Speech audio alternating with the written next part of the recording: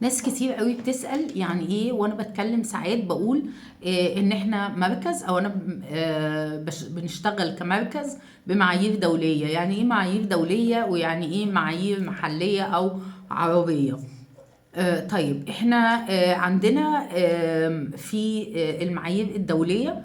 المعايير الدولية معناها انه التيم او الناس اللي شغالة، المجموعة اللي شغالة في المركز ده او المجموعة اللي شغالة بالطريقة ديت بتتبع استراتيجيات، وبتتبع التعاليم، وبتتبع الطرق الدولية اللي هي بتبقى، خلينا نقول يعني ايه، ابديتد او متجدده طول الوقت.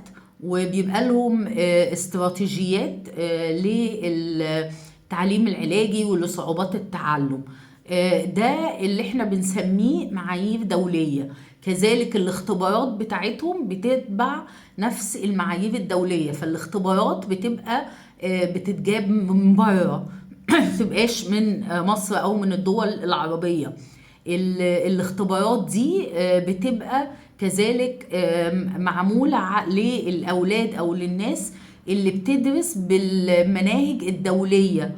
ما ينفعش النهاردة طالب يكون بيدرس بالمناهج الدولية واما اجي اعمل له اختبار، سواء بقى لغة انجليزية، اعمل له اختبار ذكاء، اعمله له على كأنه شخص عادي كده في دولة عربية، وتعليمه كله بالعربي وثقافته والباك جراوند بتاعه كله بالعربي او من الدول العربية. ده مش صح، ومش بيطلع نتائج مظبوطة.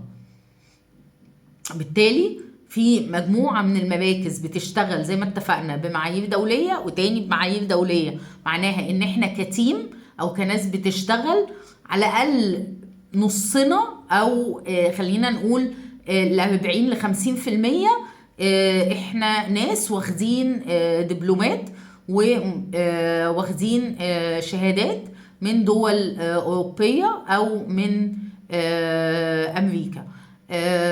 طيب المعايير المحلية دي اللي هي إيه؟ اللي هي بتتبع بقى الجزء الدول العربية، ودول كمان زي مصر احنا من ضمنها، اللي هي احنا عندنا شوية معايير الدولة كلها، زائد مثلا لما بيجي يتعمل دمج متوافق عليها، اللي هي زي ايه، زي في اختبارات معينة الدولة والعرب كلهم مجتمعين ان هم موافقين عليها. دي اللي هي بنسميها معايير عربية او محلية.